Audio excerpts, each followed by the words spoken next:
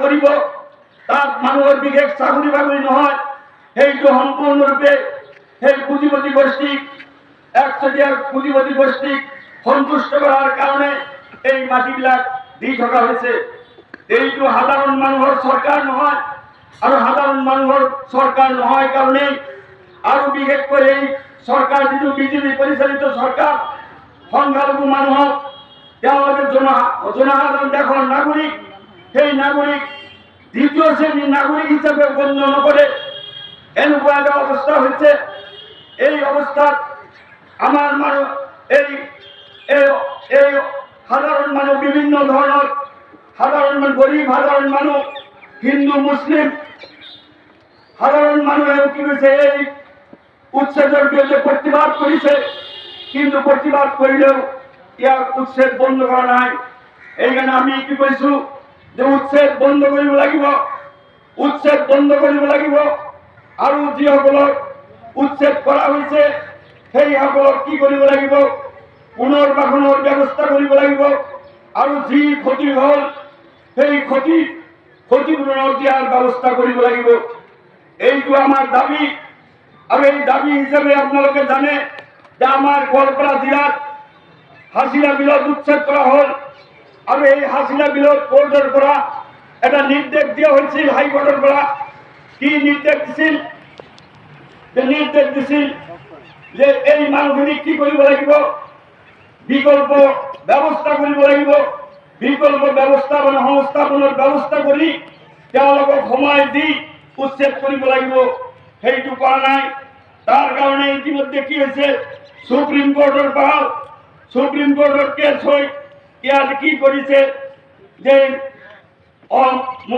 মুখ্য সচিব ডিসি তাৰপিছত সার্কেল অফিসার এওঁলোকৰ ওপৰত তাৰপিছত এসপি এওঁলোকৰ ওপৰত ইতিমধ্যে নোটিশ জারি করা হয়েছে যে কিয় এওঁলোকক করা নহল।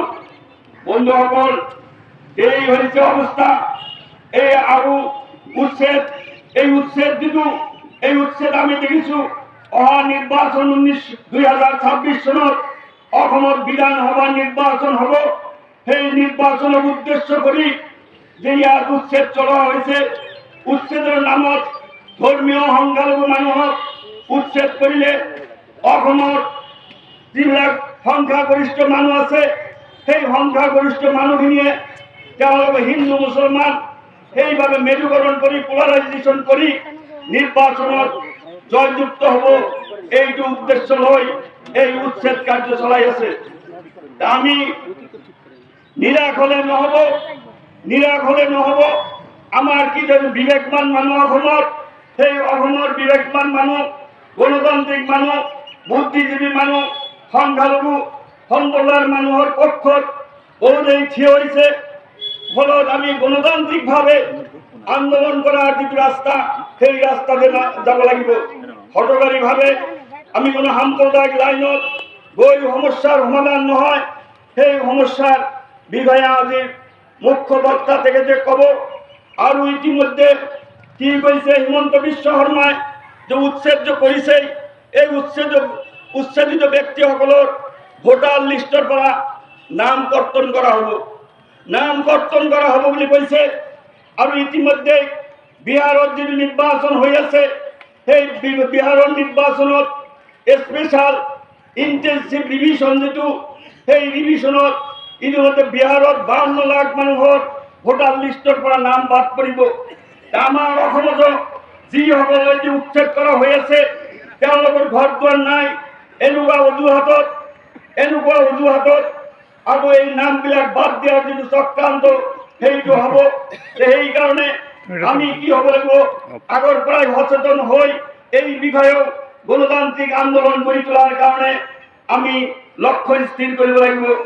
বন্ধুসকল, আৰু এটা কথা, এই সংখ্যালঘু মানুহ যে বিশেষকৈ এই গোৱালপাৰা, ধুবুৰী, বৰপেটা ইত্যাদি জিলাত সংখ্যালঘু মেজৰিটি মানুহৰ বসবাস, এই বসবাস কৰা মানুহৰ পৰা ৰক্ষা পোৱাৰ কাৰণে ইতিমধ্যে হিমন্ত বিশ্ব শর্মা অসমৰ মুখ্যমন্ত্রী সিদ্ধান্ত লৈছে যে কি দিব, খিলঞ্জীয়া মানুহক ব্যক্তিগতভাৱে অস্ত্ৰৰ অনুজ্ঞাপত্ৰ দিব, তেওঁলোকৰ হাতত অস্ত্ৰ তুলি দিব। অস্ত্ৰ তুলি দিব কিহৰ কাৰণে? যে মেজৰিটি সংখ্যালঘু মানুহে তেওঁলোকৰ ওপৰত তেওঁলোকৰ জীৱনৰ নিৰাপত্তা নোহোৱা হৈছে, তেওঁলোকক সেইকাৰণে এইবিলাক কৰি আছে। এই যদিটো ভাগ তেতিয়া যদি অসমত জনসাধাৰণক ৰক্ষা কৰাৰ কাৰণে চৰকাৰ আছে, চৰকাৰে যদি নিৰাপত্তা নিদি জনসাধাৰণৰ হাতত অস্ত্ৰ তুলি দিয়া, এইটো কেনেকুৱা মাৰাত্মক ঘটনা হ'ব। এই বিষয়ে আমি কি কৰিব লাগিব? ঐক্যবদ্ধ হৈ আন্দোলন কৰা, যিটো উচ্ছেদৰ বিৰুদ্ধে যে উচ্ছেদ বন্ধ কৰিব লাগে, ইতিমধ্যে যিসকলৰ উচ্ছেদ হৈছে পুনৰ্বাসনৰ ব্যৱস্থা দিব লাগে, উচ্ছেদৰ ক্ষতিপূৰণ দিব লাগে, আৰু অস্থায়ীভাৱে যিসকল মানুহ কেম্পত আছে সেই কেম্পত থকা মানুহক খোৱা বস্তু, ঔষধ পাতি, বিভিন্ন এই বস্তুৰ যোগান ধৰিব লাগে। এই দাবীবিলাক আমি উত্থাপন কৰিছো, আৰু আজি যিটো প্ৰস্তাৱ উত্থাপন কৰিছে সেই প্ৰস্তাৱক সৰ্বাত্মকৰণে সমৰ্থন কৰিছো, আৰু সমৰ্থন কৰি মই মোৰ এই সমৰ্থনৰ বক্তব্য ইয়াতেই শেষ কৰিছো। ধন্যবাদ। ইনকলাব জিন্দাবাদ। গরিব সাধারণ মানুষের ঐক্য জিন্দাবাদ।